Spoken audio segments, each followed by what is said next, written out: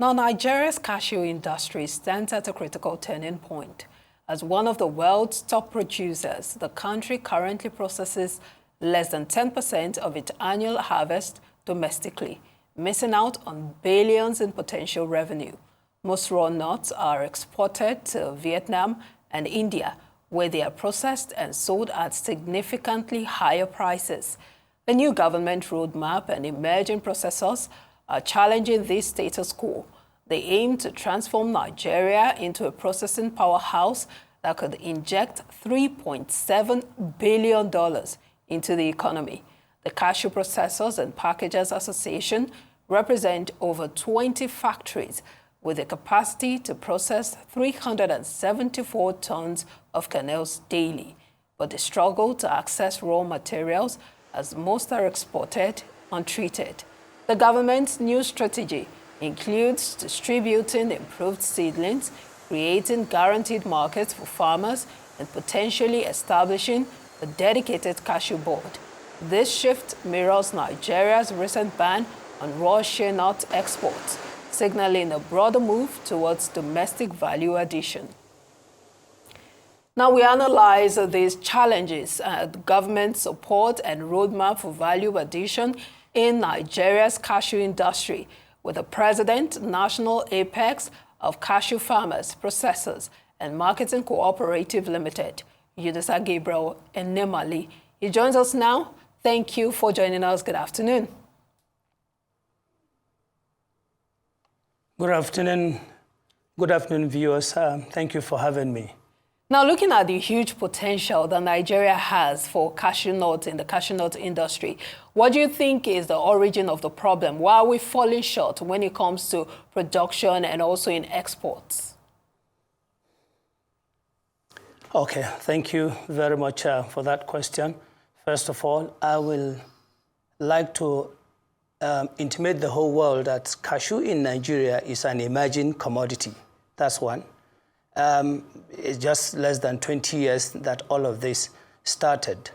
But what we have been doing over the years is, unlike cocoa that has a policy, cashew never had one. So it's just been garbage in, garbage out. People just come in, and then the farmers took advantage of it because they have been making a living out of it. But that is not enough, so they have invested so much into cashew. And what we have been doing over the years is to export the raw nut. The raw nut is it's not even the cashew. First of all, let me just let you know this, that cashew is the only cash crop that the name starts with cash. I'm sure you are not aware of that. Yeah, now, from the seed to the table, everything about cashew is cash. And this has three main benefits. By the way, I am a farmer, a cashew farmer, who had invested so much. I inherited it from my father. But who are the people who have been suffering all of this is the farmer and the processors. The middlemen have been distorting the market. And this is what the federal government, through the Ministry of Agriculture and Food Security and Ministry of Trade, are trying to put together a roadmap, which is in the process. Now, cashew has three main benefits. You have the environmental benefit, where farmers can benefit from carbon credit. SDG goal number 13 talks about climate change action. And what is it that you can use to mitigate climate change? It's cashew. Now, cashew, if we properly, deliberately develop it in Nigeria, we don't even need to export it. We have over 200 population, that is citizens of Nigeria, that can already buy it. It's a market. Number three, cashew has economic benefit. Number three, cashew has health benefits. What we have been doing over the years is just to export our raw nut. Now, cashew has over 40 products, 40. And the most expensive of it all is cashew nut shell liquid, where a liter is between $70 and $90. Today, carbon credits, go and Google, is between $150 to $500. We have not benefited from all of this. All we have been doing is to export our raw nut, exporting our jobs. Now, what happens? The farmer over the years have been investing his time, investing his money, investing his energy, and with nothing to show about it. No support for the farmers, no support for no incentive for the farmer. And this is why it is very, very important that this roadmap scale through. Because what happens, if we have a roadmap, then this roadmap will metamorphose into policies where we will now have Nigerian Cashew Board. Other countries have it, where a price will be determined so that the farmers can benefit. Today, as I speak with you, since 2020 COVID-19, including myself, we have been suffering because we have not gotten any support. And these farmers kept investing, kept planting, no support. And as an advocate, I've been advocating for the development of the rural community because all the cashew you see today that becomes something today is produced at the rural community.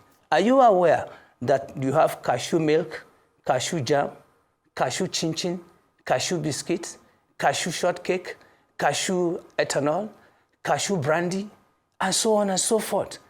The cashew nut shell liquid that I'm telling you, if it is further broken down, you have your jet oil because it has high level of maintain. Cashew, you have your paint, you have your anti-rust, brake fluid, hydraulic, the pharmaceutical industry uses it, and so on and so forth. So why is it that we choose to be exporting this? This is what the federal government, in her wisdom, decided to come on, enough is enough. All right. Let's begin to take advantage of what we have so that we can change the narratives. And this is extremely possible. Indeed, Yunusa, you've just talked about a wide range of extracts that could be gotten from cashew nut. And I'm sure quite a lot of people don't know about that. But let me ask you, what is the level of industrialization, if any, when it comes to the processing of cashew nuts into all these variants you've just mentioned?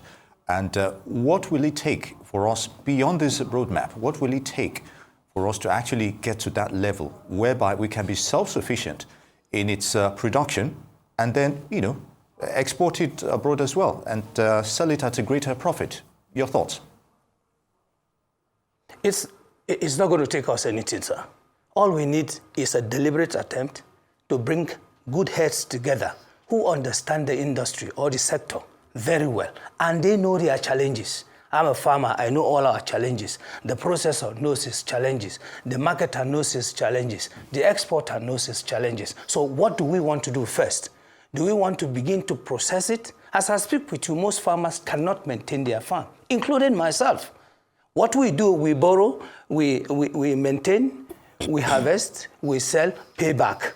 We borrow, we maintain, we sell, and pay back. Nothing to support it. As I speak to you, the season just went by. Go and ask any farmer for 50,000 naira, 10,000 naira. He does not have to give it to you. So can we begin to bring in, mind you, I am a certified cashew master trainer and facilitator. It means I am not just talking, I know what exactly we can do to change the narratives. The processors have their challenges. Can we come and sit down together and say this? Who have been distorting the market over the years is the middleman. The middleman knows the farmer, he knows the buyer. And what does he do? He collects, for example, if a kg is 100 naira, the middleman collects the money and walks down to the farmer and tells him that it's 30 naira. The farmer has no option but to sell it. So the farmer is always going back home poorer and poorer and poorer, while the middleman is looking fat, sending his children to beautiful schools and all of that. The farmer continues to suffer. Don't forget, at the rural community, there is no infrastructure. So we can do it. It doesn't take anything. If we are serious and we are deliberate about it, it's just for us to sit down. And that's why I appreciate the Federal Department of Cooperative that has also, waken up to promote cashew through the cooperative, because that is the only way you can get down to the rural people. We have over 200 people. Can you imagine if we have rural communities that are processing cashew? All right. We are not saying gigantic building anymore. Other organizations can offtake from the cooperative. All right, two questions. First, I'd like to know what you think about the federal government's approach of banning shea nut. And of course, we know that has been met with a lot of controversies and a lot of people saying that it was too sudden. And I also like to know what your thought is on the approach or the contribution of the Bank of Agriculture to boost this processing and also to ensure that we're at par with, other nations that also have this product. Yeah, concerning the ban of share nut, I wish all stakeholders in the commodity trade were involved before that decision was taken. I cannot tell you much what exactly happened and why. When are they going to lift the ban? What exactly are they going to put in place? And all of that. This is 6 months. Between the 6 months, what is going to happen? Like I said, I don't know. I read it on news. Now, I don't belong to Share Nut Association or cooperative, but I belong to Cashew. I can tell you very well, there is no ban from any quarter on Cashew. Those saying all of this are mischief maker. They just want to blackmail the government. No, I am involved. I have had series of meetings with the government. I'm saying, are you proposing that that same approach is taken so that, you know, the reason the federal government banned the export of shea nut was so that they can boost the production and also the processing in the country locally. Are you saying that that same approach should be taken for cashew nuts? Where the process of putting a roadmap is ongoing, there is no need for it until we are done with it. Okay. Until we are, once we are done with it, we know all the things that we need to be brought on, to be put in place before such can take place. You don't just wake up and ban. If you ban, you are telling the farmers, they'll get angry and cut down the whole thing. Like I said, if the farmer does not produce, the processors don't get to process, the exporter don't get to export. So you will not use it to strangulate the farmer. No. Now that the roadmap is ongoing, can we sit down and finish the project, the roadmap? Can we now, metamorphose to whatever we intend to do because it's part 1, 2, 3, and so on, and until we get to the end? And that is the reason why I said I don't belong to the Share Nut organization. I belong to Cashew, and I tell you, work is ongoing, and the federal government is doing the best it can. Once we get to that point, then we know what next to do. And then for Bank of Agriculture, the new MD, we're in touch with him, and they have also promised that they're going to support.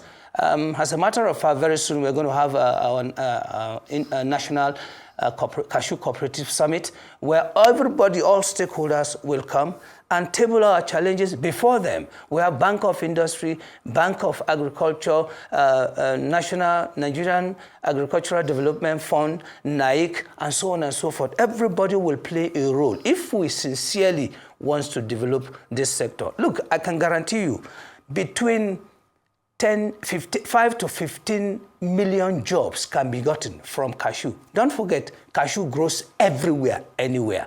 It might not fruit everywhere, but it grows anywhere. Now, can you imagine if all our estates are all planted with cashew? That estate's supposed to get money, what we call carbon credit.